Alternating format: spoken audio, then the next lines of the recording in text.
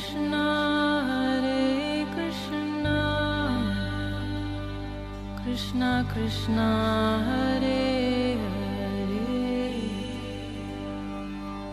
Hare Rama Rama Rama Hare Hare।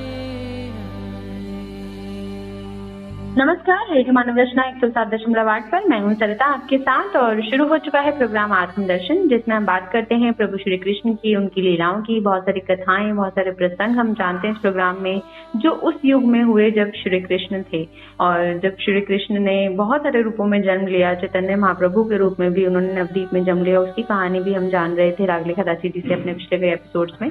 और आज भी हमारे साथ स्टूडियो में मौजूद हैं बहुत सारी कथाएं, प्रसंग हमें बताने के लिए।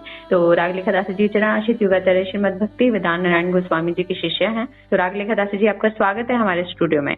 हरे कृष्ण। रागलेखा दासी जी, हम बहुत कुछ जान चुके हैं आपसे प्रभु के बारे में, उनके परिकरों के बारे में, और बहुत सारे ऐसे उनके परिकर हुए, उनके मित्र हुए जो उनके साथ रहते थे और सारा दिन हरि नाम में ही वो अपना दिन व्यतीत करते थे। तो आज इस कड़ी में आप किस परिकर के बारे में, किस प्रभु के ऐसे भक्त के बारे में हमें बताने जा रही हैं? जी, चैतन्य महाप्रभु के 3.5 परिकर बताए जाते हैं, भक्त बताए जाते हैं जी। रूप दामोदर, राय रामानंद, शिखी महिती और एक आधा माना जाता है माधवी देवी को। जी। शिखी महिती की बहन थी। जी। तो हम लोग आज स्वरूप दामोदर जी के बारे में चर्चा करेंगे, उनके चरित्र के बारे में। जी। तो 3.5 भक्तों में से एक थे स्वरूप दामोदर जी, चैतन्य महाप्रभु के साथ, जिनके साथ वो अपनी अंतरंग सारी बातों को सारी रात मतलब चर्चा करते थे। तो गौर लीला में ये जो है ये है ललिता जी। गौर लीला में तो ये स्वरूप दामोदर है, लेकिन कृष्ण लीला में ललिता जी हैं। अच्छा। जो राधा जी की प्रिय सखी हैं। हाँ जी, हाँ जी। जी। और महाप्रभु जी जब अंत लीला के जो 12 वर्ष थे, जब उनके 48 वर्ष हो रहे, जिसमें 24 वर्ष नवदीप में रहे, तो 24 वर्ष में से 18 वर्ष वो 6 वर्ष तो इधर भ्रमण करते रहे, साउथ इंडिया, वृंदावन, सब जगह। और फिर जो लास्ट के जो 12 वर्ष थे वो उन्होंने अपने अंतरंग परिकरों के साथ बिताए और गूढ़ प्रेम का रसास्वादन किया। स्वरूप दामोदर जी महाप्रभु की जो लीलाएं देखते थे 12 वर्ष में, जो गंभीरा में उनकी लीला, गंभीरा एक छोटा सा स्थान था जहाँ पे चैतन्य महाप्रभु रहते थे, 12 वर्ष रहे और वो राधा जी के भावों का आस्वादन करना चाहते थे। तो स्वरूप दामोदर जी वो सारे लीलाएं सूत्र रूप में अपनी डायरी में नोट करते थे। और इन्होंने फिर रघुनाथ दास गोस्वामी जी को वो दिया, और रघुनाथ दास गोस्वामी जी ने कृष्णदास को, कविराज गोस्वामी जी को दिया, और उन्होंने चैतन्य चरितामृत में लिखा। तो उसके द्वारा उन्होंने जगत में प्रचारित किया। तो महाप्रभु गौर हरि जो थे वो स्वरूप दामोदर राय रामानंद के गले में बाहें डालकर कहते हैं, हे स्वरूप, हे रामानंद, मैं क्या करूं, मैं कहाँ जाऊं, कहाँ जाने से मुझे कृष्ण मिलेंगे, आप दोनों मिलकर मुझे ऐसा कोई उपाय बताओ। प्रकार श्री महाप्रभु जी प्रतिदिन श्री कृष्ण विनय में स्वरूप और राय रामानंद जी को दोनों को लेकर विलाप करते थे। स्वरूप दामोदर राय रामानंद जी श्री कृष्ण कर्णामृत, विद्यापति के पदावली और श्री गीत गोविंद के श्लोक सुनाकर उन्हें आनंद प्रदान करते थे और उन्हें आश्वासन देते थे। नीलांचल में जो पुरी था, उस पुरी में वो रात दिन कृष्ण विवल रहते थे और स्वरूप दामोदर जी के सारी रात गीतों और श्लोकों का आस्वादन करते थे। स्वरूप दामोदर जी उच्च संकीर्तन करते थे और जिससे वो प्रेम में विवल हो जाते थे महाप्रभु, और संकीर्तन ध्वनि में सारा अपना बाहरी शुद्ध दुख खो बैठते थे। श्रीमन महाप्रभु की जितनी प्रीति श्री ईश्वरपुरी जी से करते हैं, वो ईश्वरपुरी पाठ जी से करते थे, उतनी स्वरूप दामोदर जी से करते थे चैतन्य महाप्रभु। और स्वरूप दामोदर जी का संगीत बड़ा रसमय होता था, जिसकी ध्वनि सुनने मात्र से महाप्रभु जी भाव विभोर होकर नृत्य करने लगते थे। और जगत की लीला में स्वरूप दामोदर जी का जो परिचय मिलता है, वो पूर्व आश्रम में वो पुरुषोत्तम आचार्य के नाम से प्रसिद्ध थे। और इनके पिता का नाम श्री पद्म गर्भा आचार्य था, माता जी का नाम उल्लेख नहीं है। और इनका निवास स्थान था पूर्व बंगाल में ब्रह्मपुत्र नदी के तटवर्ती इलाका। श्री पुरुषोत्तम आचार्य अपने नाना के पास नवदीप में रहते थे। वे चैतन्य महाप्रभु जी के प्रिय भक्त और संत के गुणों की खान थे। चैतन्य महाप्रभु जी का संन्यास देखकर वे पागल हो गए और स्वयं भी वाराणसी में जाकर संन्यास ग्रहण कर लिया। संन्यास आश्रम में इनका नाम हुआ स्वरूप दामोदर। आप महाप्रभु जी की अति मर्मी भक्त थे और रस के सागर थे। श्री पुरुषोत्तम भट्टाचार्य नवद्वीप वासी थे और महाप्रभु के संन्यास ग्रहण करने से पहले ही संन्यास ग्रहण करने की अभिलाषा से वाराणसी जाकर 10 नामी दंडियों के दल के ब्रह्मचारी बने। उससे इनका नाम पड़ा दामोदर स्वरूप। बाद में संन्यास की सभी रस्मों की एक तरफ ध्यान न देकर, उनकी उपेक्षा न करते हुए आजीवन महाप्रभु के पाद पद्मों में रहे।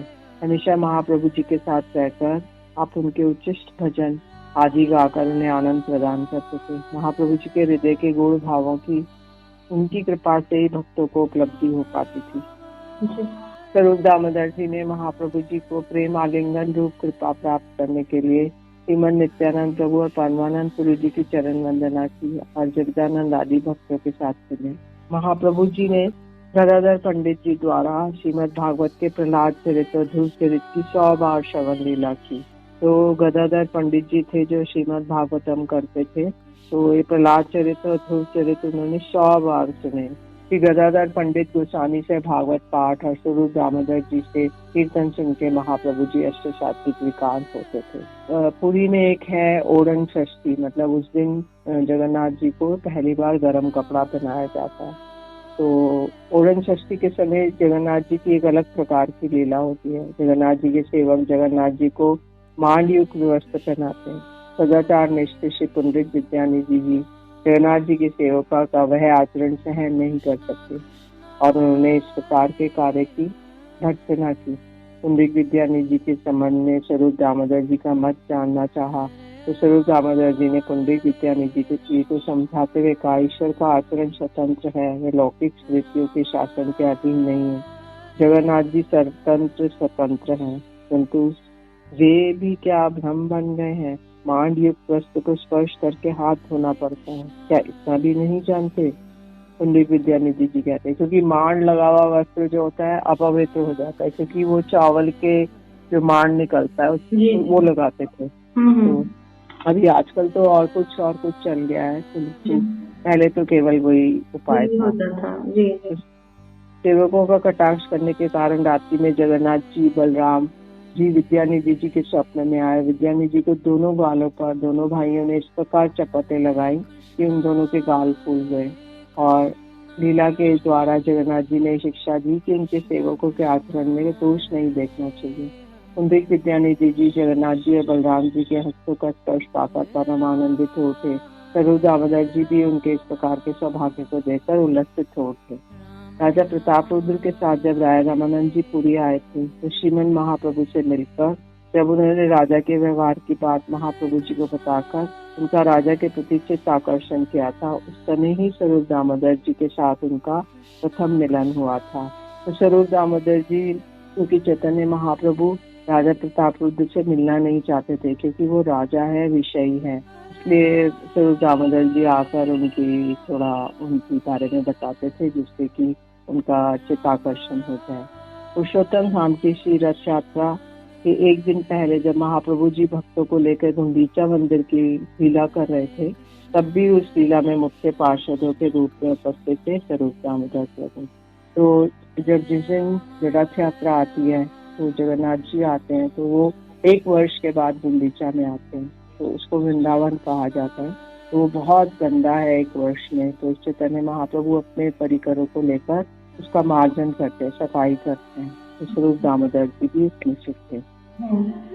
जी, तो बहुत ही खूबसूरत प्रसंग चल रहा है। श्री स्वरूप दामोदर जी का जो वर्णन जान रहे हैं हम राग लेखा दासी जी से, किस तरह से प्रभु के साथ वो रहते थे और उनके परिकरों में थे, और जैसे कि उनके बारे में राग लेखा दासी जी बता रही हैं, तो ये सारा जीवन जो उन्होंने इस तरीके से अपना व्यतीत कर रहे हैं। और आगे और भी है उनकी कहानी में जानेंगे, लेकिन एक छोटे से ब्रेक के बाद सुनते हैं एक प्यारा सा भजन, फिर लौट कर आते हैं। आप जुड़े रहिए रेडियो मानव रचना 107.8 FM के साथ। कार्यक्रम है Atmadarshan. Feel good, feel live.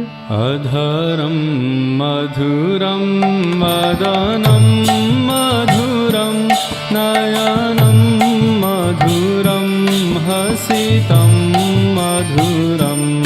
अधरम मधुरम मदनम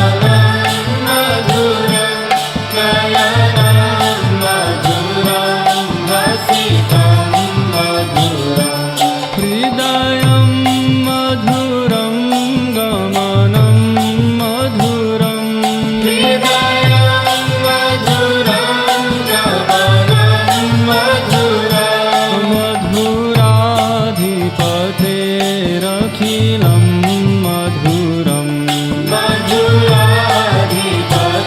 मधुराधिपतेरखिलं मधुरम् वचनं मधुरं चरितं मधुरं वसनं मधुरं वलितं मधुरं वचनं मधुरं चरितं मधुरं वसनं मधुरं वलितं मधुरम् चलितं मधुरं भ्रमितं मधुरं चलितं मधुरं भ्रमितं मधुरम् मधुराधिपतेरखिलं मधुरं मधुराधिपतेरखिलं मधुरम् वेणुर्मधुरो रेणुर्मधुरा पानिर्मधुरा पादो मधुरा वेणुर्मधुरा वेणुर्मधुरा पानिर्मधुरा पादो मधुरा नृत्यं मधुरं सत्यं मधुरं नित्यं मधुरं सत्यं मधुरम् मधुराधिपतेरखिलं मधुरं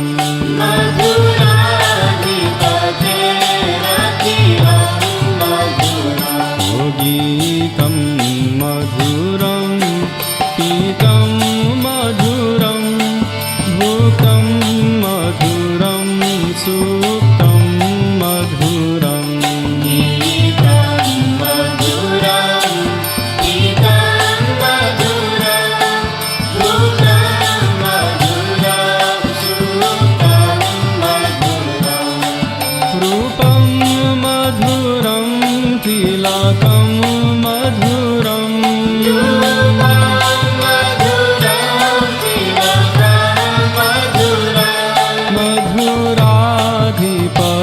मधुराधिपतेरखिलं मधुरं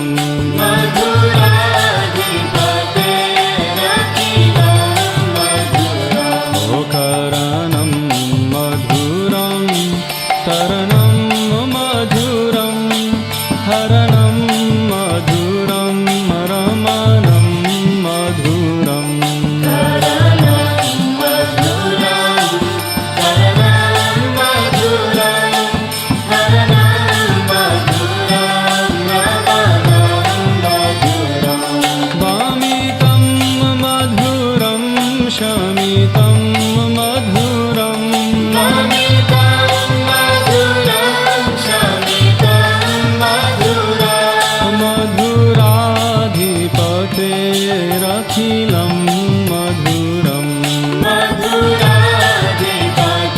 मधुराधिपतेरखिलं मधुरम् गुञ्जा मधुरा माला मधुरा जमुना मधुरा वीची मधुरा गुञ्जा मधुरा माला मधुरा यमुना मधुरा वीची मधुरा शलीलं मधुरं कमलं मधुरं शलीलं मधुरं कमलं मधुरम् मधुराधिपतेरखिलं मधुरं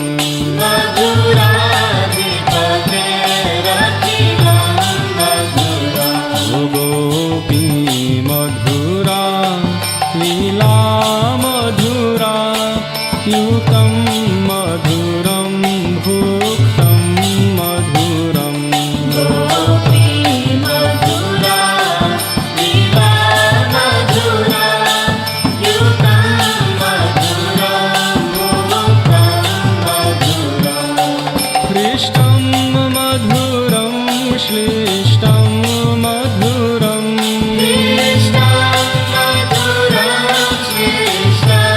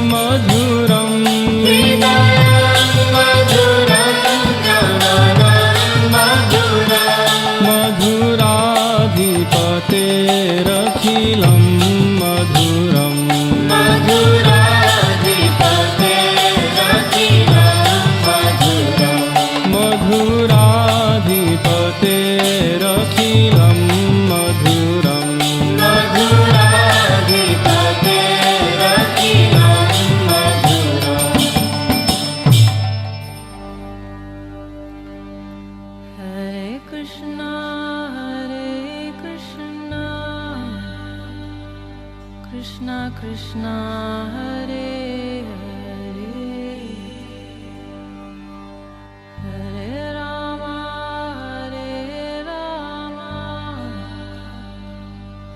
Rama Rama Hare Hare। स्वागत है दोस्तों आप सभी का एक बार फिर रेडियो मानवरचना 107.8 FM आप सुन रहे हैं और कार्यक्रम आत्मदर्शन में हम कोशिश करते हैं आत्मा के दर्शन की। और हमारी आत्मा क्या है? प्रभु का अंश है और उस प्रभु के बारे में ही हम जानने की कोशिश कर रहे हैं। प्रभु श्री कृष्ण की हम बात करते हैं इस प्रोग्राम में और उन्हीं के परिकरों के बारे में और उनकी जीवन लीला किस तरह से रही उनके परिकरों के साथ, ये सब हम जानते हैं इस प्रोग्राम में। और आज बात हो रही है उनकी एक परिकर श्री स्वरूप दामोदर जी की। जी रागले सदस्य जी, आगे आप उनकी कहानी हमें बताएं। जब जगन्नाथ बलदेव सुभद्रा जी की रथ यात्रा निकलती थी तो महाप्रभु ने अपने हाथों से चंदन और माला पहनाया सब भक्तों को। तो उन्होंने सब संकीर्तन मंडली को 4 मंडलियों में बांट दिया। तो पहली मंडली के जो कीर्तनिया थे वो स्वरूप दामोदर जी थे और नृतक थे अद्वैताचार्य जी। तो संकीर्तन की 7 मंडलियां बन गई थी। प्रत्येक मंडली में 2 मृदंग थे और 7 मंडलियों के कुल 14 मृदंग हो गए। और इसके बाद 7 मंडलियों में कीर्तन आरंभ होने के बाद महाप्रभु जी ने अलौकिक शक्ति का प्रकाश किया और वो 7 में एक साथ नृत्य कर रहे थे।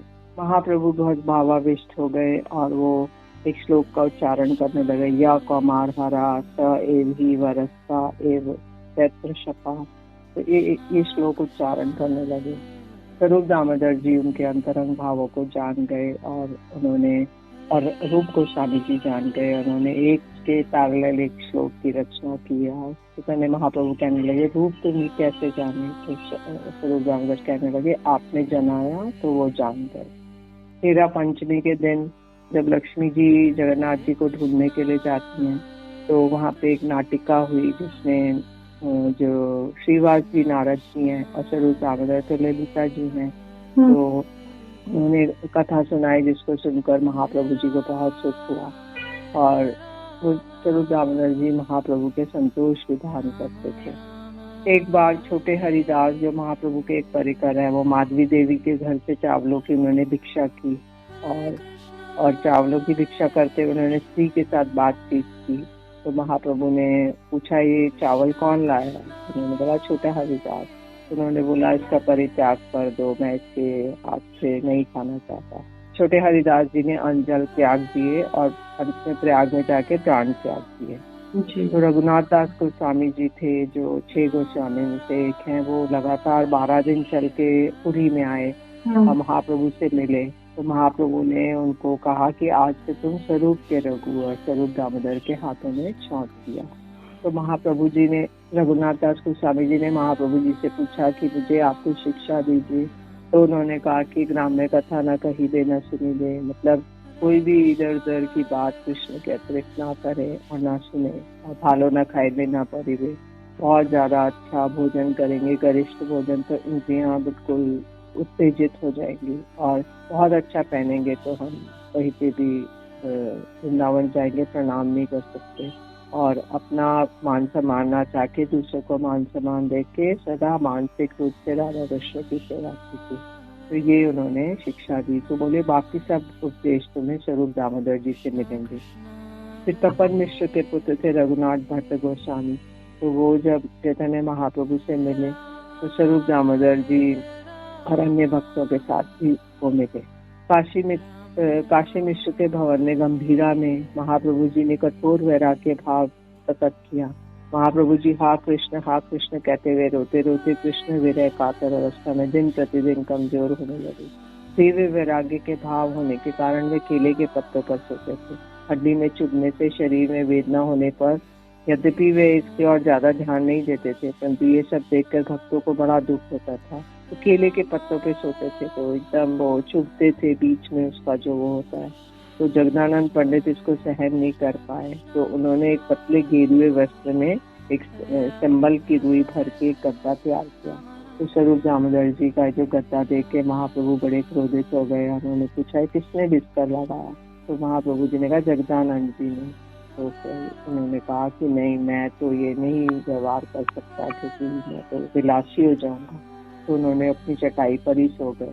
तो फिर जब जगदानंद जी को पता चला कि उन्होंने व्यवहार नहीं किया, तो जगदानंद जी को उन्होंने कहा कि मुझे विषयी बनाना चाहते हो, सोचो सन्यासी को इसे व्यवहार करना चाहिए, सन्यासी को जो भूमि पर शयन करना चाहिए और सन्यासी के लिए खाट और इस तरह का बिस्तर तकिया, ये सब शर्त की बात है।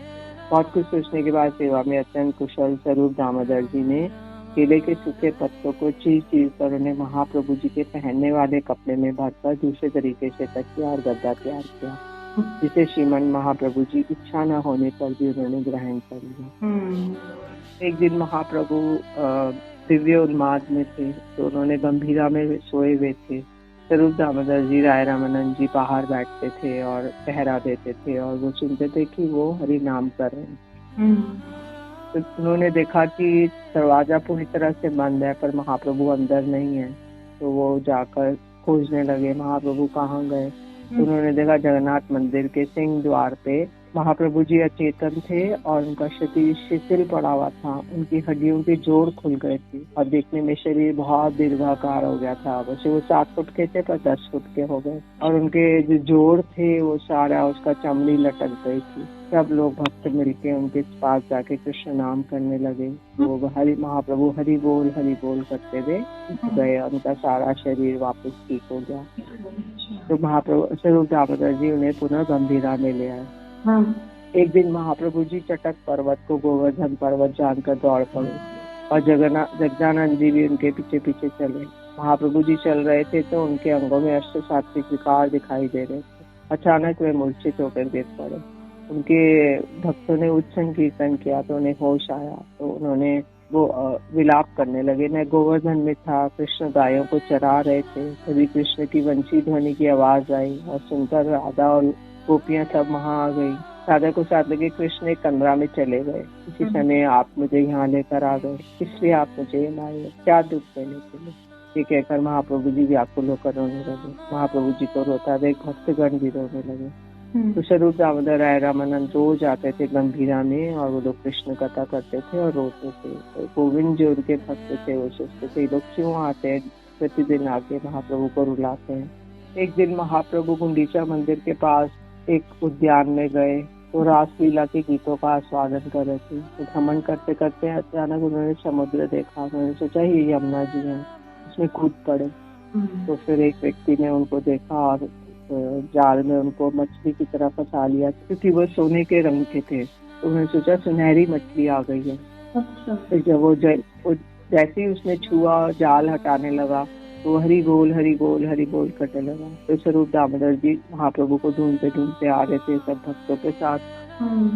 स्वरूप दामोदर जी वो करते करते आ रहे थे। तो उन्होंने उससे जो मछुआरा था उससे पूछा तुम्हें क्या हुआ है। तो उसने बोला ऐसे एक मछली पकड़ने के लिए मैंने जाल फैलाया और ये मछली पकड़ ली और जैसे मैं जाल चलाने लगा ये वो भूत की तरह मेरे पर आविष्ट हो गए। उन्होंने बोला मुझे पता है भूत उतारने का उपाय। उन्होंने उसको एक थप्पड़ दिया और फिर थोड़ा स्थिर हुआ। तब उन्होंने बोला कहाँ है वो। तब फिर वहाँ जाकर उसने उनको दिखाया। तो नाम प्रेम संकीर्तन ही कृष्ण प्राप्ति का सर्वोत्तम उपाय है। ये श्रीमन महाप्रभु ने स्वरूप दामोदर राय रामानंद के माध्यम से हमें दृढ़ रूप से बतलाया। और महाप्रभु के दिव्योन्माद की दिशा में स्वरूप दामोदर राय रामानंद भी हर वक्त उनके साथ रहकर उनके विप्रलम्ब भाव की पुष्टि करते थे। तो इसलिए वो प्रधान ये भूमिका स्वरूप दामोदर प्रधान भूमिका प्ले करते हैं। जी बिल्कुल, जो प्रभु के परिकर थे उनके साथ रहते थे। हरि बोल जो है उनके जीवन का यही एक लक्ष्य था। और जितना भी हम जान रहे हैं इस प्रोग्राम के माध्यम से वो यही जान रहे हैं कि प्रभु नाम में कितनी शक्ति है। और प्रभु के नाम में डूब जाना उस समय बहुत ही जो कठिन वो करते थे, भक्ति का जो मार्ग था वो ऐसा लगता था कि सारा दिन प्रभु भक्ति करना और इतना कठिन होता था, लेकिन फिर भी इतने सहज भाव से भक्ति करना कि बस प्रभु के ही होके रह जाना। और यही चीजें हम जो है इस युग में सीखने की कोशिश कर रहे हैं कि हमें अपनी भागदौड़ भरी जिंदगी में एक आम इंसान को प्रभु भक्ति के लिए जरूर अपने जो दिनचर्या है उसमें प्रभु भक्ति जरूर करनी चाहिए। और ऐसा ही संदेश जो है हम इस प्रोग्राम के माध्यम से देना चाहते हैं कि आप प्रभु की भक्ति जरूर करें। भक्ति जो है उसमें बहुत ही ताकत होती है। आपके सारे जो इस कलयुग में जितने भी आप कर्म करते हैं, जो भी आपके चीजें हैं आपकी लाइफ में चल रही हैं, वो सारी चीजें प्रभु भक्ति से बहुत ही आसान हो जाती हैं। तो ऐसे ही कुछ संदेश इस कलयुग में हम ऐसे कार्यक्रमों के माध्यम से आप तक श्रोताओं लेकर आते रहते हैं। तो आज हमने जाना श्री स्वरूप दामोदर जी के बारे में, जो प्रभु के परिकर थे और किस तरह का उनका जीवन रहा, कैसे प्रभु के साथ वो रहते थे, ये सारी चीजें हमने आज जानी। तो श्रोताओं आज के लिए बस इतना ही। अगले एपिसोड में और भी बहुत कुछ जानेंगे रागली खदासी जी से, लेकिन आज के लिए रागली खदासी जी आपका बहुत बहुत शुक्रिया हमारे स्टूडियो में आने के लिए। हरे कृष्ण। तो श्रोताओं आज के लिए हमें दीजिए इजाजत और सुनते रहिए रेडियो मानव रचना 107.8 FM पर आने वाले और भी प्रोग्राम्स को। Feel good, feel live.